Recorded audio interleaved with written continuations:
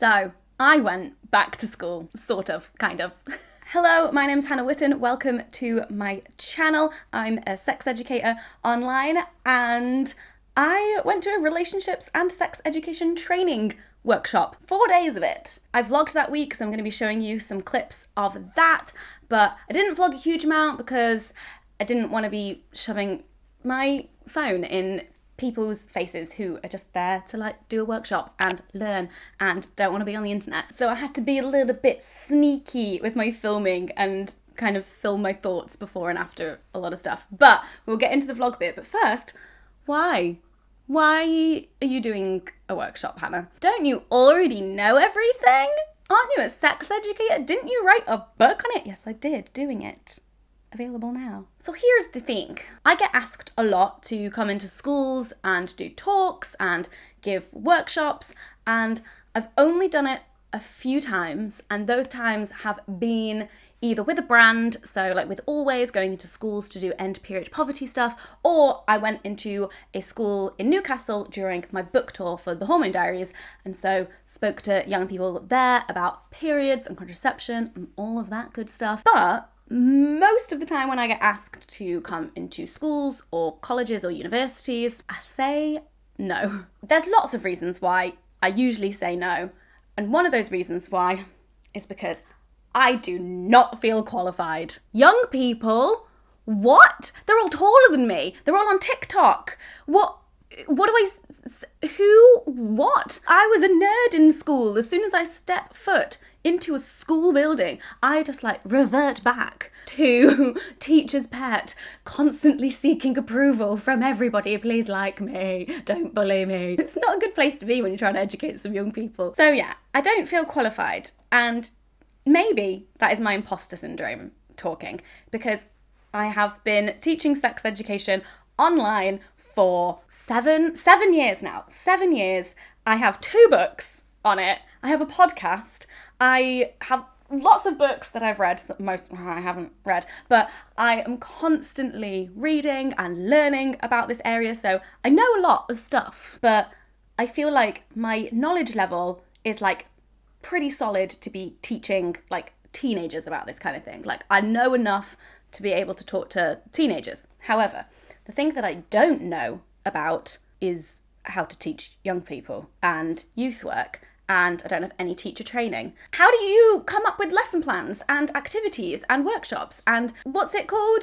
Education theory, pedagogy, that thing where you're not just thinking about what you're teaching, but how you're teaching it, and so that everyone, all students of all abilities, can take something away from it and get the most out of your lesson. So whilst I know the topic area of relationships and sex fairly well, again, that might be my imposter syndrome talking, I know it really well, there is that area of actually working directly on the ground with young people that I don't have a lot of experience or confidence or knowledge in. So there's that. And maybe still me not feeling qualified is my imposter syndrome, or maybe, just maybe, it's me being sensible about the responsibility that comes with working with young people. And here's the thing, I have always taken my position very seriously, maybe too seriously sometimes.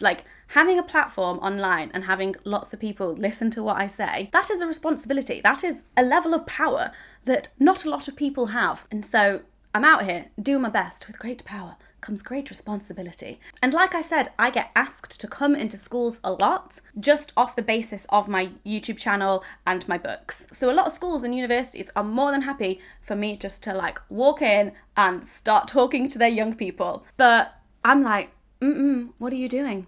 I don't know how to talk to young people directly. Why are you inviting me in? I'll just sit in a classroom and show them my YouTube videos. So that's where this came about. Basically, I was Googling online for ages about training courses in relationships and sex education. Now, these are really hard to come by, especially for independents. I'm an independent.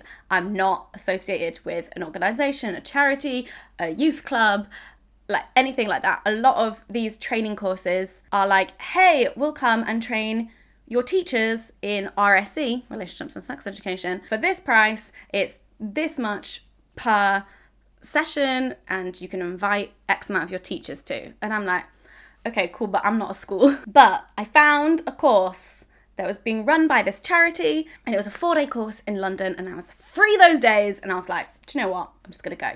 I'm gonna pay the money, and this is what happened.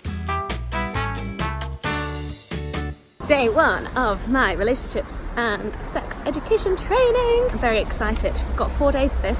I just had to take 2 tubes and a bus and now have like a 9-minute walk. So we have to do this every day for the next 4 days. I am not used to commuting, but I'm pretty excited. We're just gonna go along for the ride and see what happens and bring you along with me. I'll tell you one good thing about the long commute.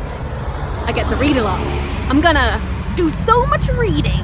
So in the efforts to better myself, educate myself and further my professional development, I sat in a classroom for 4 days and learnt about giving RSE to young people. The trainers did a lot of knowledge-based stuff with us, but then there was also lots of classroom theory things and also getting to do some of the activities and playing some of the games, and then also talking about it afterwards of like, okay, what things do you need to think about when you're doing this kind of activity with young people, and also here are some common things that young people have said to us in the past when we've done this activity with them, and like what might you say to them in that situation and things like that. And so useful. So we played this game which was kind of like Articulate. There was like loads of different cards with different sexual terms on them, and we had to describe what was on the card, and we had 30 seconds to do it, but you actually had to fill out the 30 seconds. So even if you thought you'd like nailed it, you're like, I've described this, and the other person like knew what you were describing, you still had to continue talking for the full 30 seconds, which is harder than it sounds, especially when you're like trying to describe oral sex for 30 seconds. And that was a really great practice for like if a young person just goes, Miss, what's anal sex? And you can just say what it is without being like, this 12-year-old is asking me what anal sex is, and actually practicing using the proper terms for body parts and sex acts and things like that. Day 1 is done. I'm just upstairs in the place because I had to do some work on my phone before I had to leave, but I wanted to show you the handouts we've got. I've got homework. I've not had homework in years. Also, I'm going out immediately after this, so not sure when I'll get this done, but it'll get done.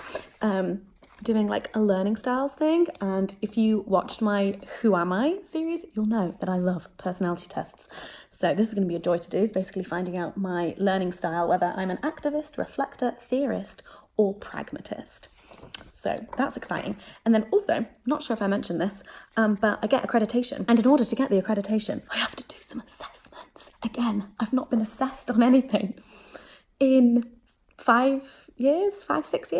So that's fun. I have 2 very big handouts with lots of stuff. So we have to do like a lesson plan and then reflect on like why we put together that lesson plan and how it matches up with the guidance and what age group it's for and all of that good stuff.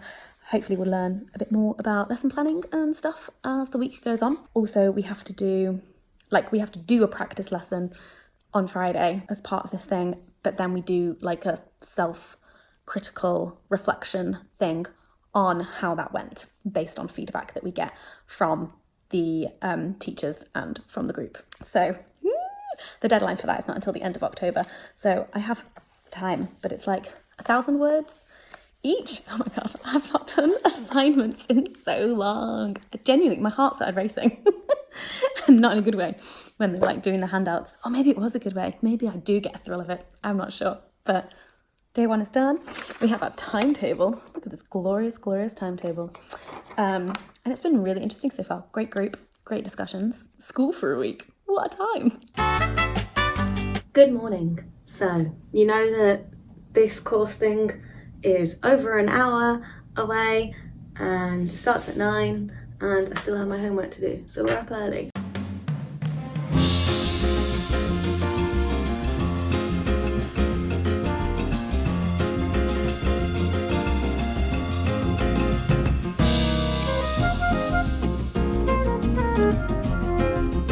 Day 2 of sex education training. We did this exercise where we learned about the different stages of development, from babies to children to adolescents, and their sexual development as well. And to be honest, that exercise just confirmed for me how important it is to start relationships and sex education as young as possible. Obviously, for whatever is appropriate for that child, but still, early, it's important. Some kids are touching themselves from real young age, and that's absolutely fine, and it's not necessarily sexual for them, but they need to be not shamed for that. We did lots of different games, and these ones are kind of my favorite, where you have like agree and disagree at 2 sides of the room, and then you all get up and then they read out statements and you go and stand wherever you kind of fit, and then you have to explain why you're stood where you are and why you believe what you do. I'm a sucker for that game. I love it. And then what the trainers did with us was, if say we all went to a similar place because we're all educators, one of the trainers will like go to the other end and they'll be like, some young people stand here and this is what they say. And that's always really interesting to see like how some young people are thinking, because they might come up with things that you just have not even considered. You're like, yeah, okay, valid point. And it was really interesting the way that the trainers were talking about how they respond to a lot of young people's ideas, which isn't like, we're going to tell you what you think. It's more like, okay, you think that, we're gonna ask you why, and maybe offer some different perspectives just to give young people the tools to like question ideas that they have, or maybe like think critically about the things that they have learned about sex and relationships, and giving them like the confidence to come to their own conclusions and make their own decisions in a healthy, happy, safe way. We also did a thing where there were like posters around the room with different statements, and you had to tick whether you thought that it was true or false.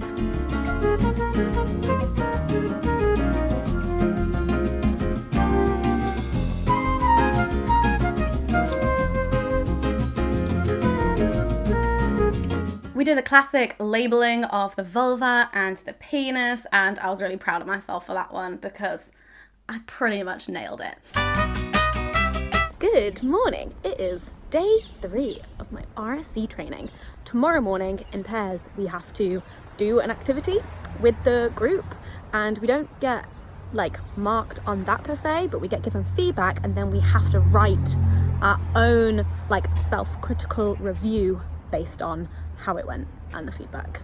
So that's tomorrow, but today it's just more learning, more stuff. Most of the content is already like pretty familiar for me, but the interesting stuff is like what kinds of questions young people might ask, how to respond to such questions, classroom management, different kinds of activities for different like age groups and different learning styles. I don't know. It's really interesting. I'm learning a lot, and I also am now aware that I will need some safeguard training, because I do not have any safeguarding training and got to keep the young people safe. So after this, that is going to be like, I think my next thing that I do on my journey to become a sex educator in schools. We had to practice our condom demonstration skills, and I learned a new thing about the like EU and the UK like stamp that's on the back of condoms, which shows that they're like safe and approved in those regions, and if they don't have those stamps on them, then they're probably fakes and would not advise using them. Like a fake condom, more like a black market condom, I guess. So expiry date is September 2021. It has the European and the British standards logo on it, and there are no visible and feely problems with the wrapper. Yeah, there's air in there. Tear down. Careful with nails, but I don't have any of those, so it's fine. Yeah. Looby, looby, loop, loop. There we go. Pinch.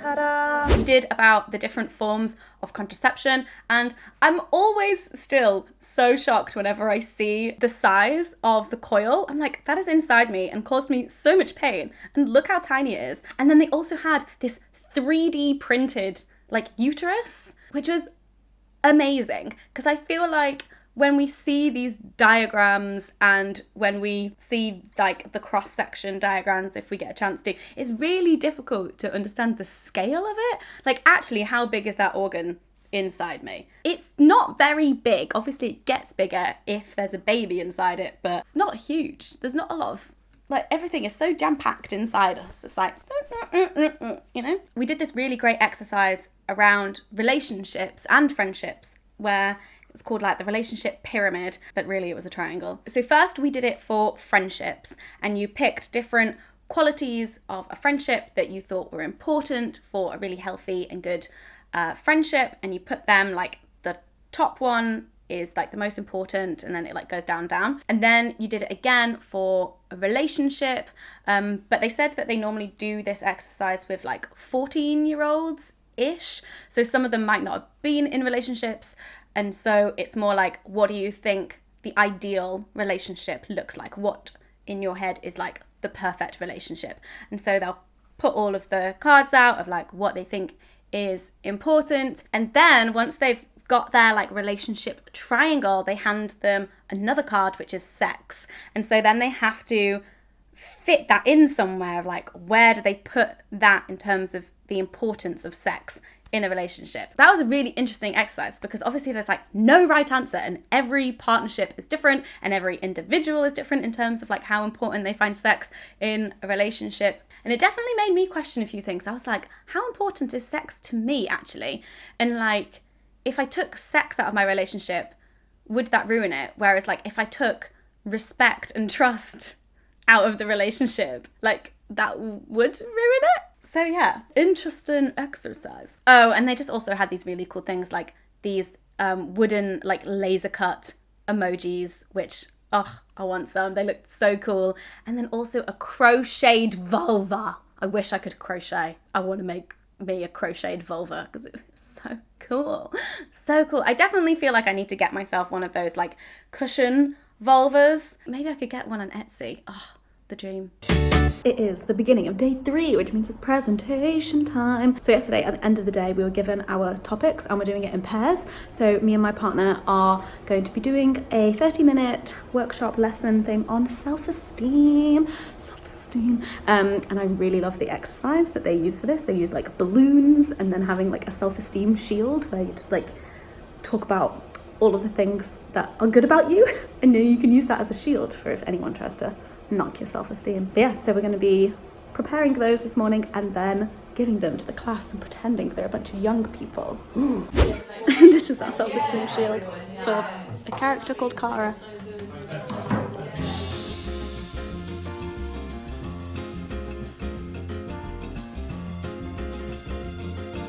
I am home, the bra is off, and I'm just chilling. It has been an amazing week. Oh, so good. So I've been given the assignment. Basically, I have like a month and a half to complete the assignment and then I get my accreditation. But it's me, so I'll get it in earlier. Well, I'll get it in as soon as I can. I'll basically just do it ASAP. I am very glad that I don't have to commute anymore. Oh my God, how do you people do it? The place that it was being held is like an hour and 20 minutes away from where I live. Oh, there and back for 4 days in a row. How do you employed people do it? I feel like I've learned a lot. I'm not entirely sure what I'm gonna do with my knowledge just yet, because I really don't have the time to reach out to schools and prep loads of lessons and write lots of content for workshops. But that is now something that I feel more equipped to do if I found myself with the time to do it. Branching out, opening doors, who knows? But now, when I get those mean comments from people being like, who are you to be teaching our children about sex? I can show them the piece of paper. If I pass, but fingers crossed. Wait, one thing I will show you. This is my handbook and everything with all of the stuff in it. But at the back here, where is it? Somewhere in here, I have the feedback from the presentation workshop thing I gave today. I got A's and B's. This is not what we're being marked on. We have to write an analysis of how we think the presentation went and analysis of the feedback that we got. But I got A's and B's, and as someone who was a deeply anxious student all the way from primary to university and craved getting good results, this was a relief. Oh my god, I can't believe I'm still like it as a 27-year-old. I'm like, I must get good grades. Can't shake who you are on the inside. I'm gonna have a chill Friday night now. So that week was so useful for me, and in terms of next stages for me, definitely going to be getting some safeguarding training, and I need to do the damn assignment so I can get accreditation. I kind of missed at the beginning that one of the other reasons why I want to get this kind of training is so I have like this stamp of approval and I can show people a piece of paper to be like, look, I am qualified. Because sometimes older people or even journalists have asked me, what makes you qualified to teach our kids sex ed? And I'm like, because I'm passionate about it and have studied it and probably know more than you. Like, I've never been able to say that. So I could be like, well, actually, I did this training and I have accreditation and I'm blah, blah, blah, blah, blah. So yeah, that definitely plays into the imposter syndrome whole thing though. So yeah, I need to do my assignment, which already been procrastinating on. It's been so long since I've had to do like an essay. It's not even that long. I've written a book. I've written 2 books. This is nothing compared to that. But it is a bit daunting. There's like so many notes to go through from the 4 days. Like we covered so much. This doesn't mean that I'm like going straight into schools now. If you are a teacher or a young person, please don't immediately start contacting me about coming to school, because I'm not ready at all, because the amount of time and resources and stuff it's going to take me to create lessons and get activity materials together. It's a lot of printing and laminating. That's what educating seems like. That's what being a teacher seems like to me. It's just a lot of printing and laminating. By no means am I going into schools like before the end of 2019. Like, this is potentially a 2020 project, or it's just going to help inform the content that I make online for you. Thank you so much for watching, and just thank you so much for being along this journey with me for however many years it's been. Genuinely, really, really appreciate you so much. If you'd like to support this channel and the work that I do, I have a Patreon, which I'll link in the description, and you can pledge a certain amount each month in return for lots of different rewards and perks, and there's an amazing community of like-minded people all just chatting away about things like this. Please give the video a thumbs up if you enjoyed it, and let me know in the comments what you wish that you had learned in sex ed at school. I'm really interested to hear your answers. And don't forget to subscribe and hit that notification bell so you don't miss another video. And I'll see you in the next one. Bye! 1, 2, 3, 4, 5, 6, 7, 8, 9. It's the 10 Jewel Commandments.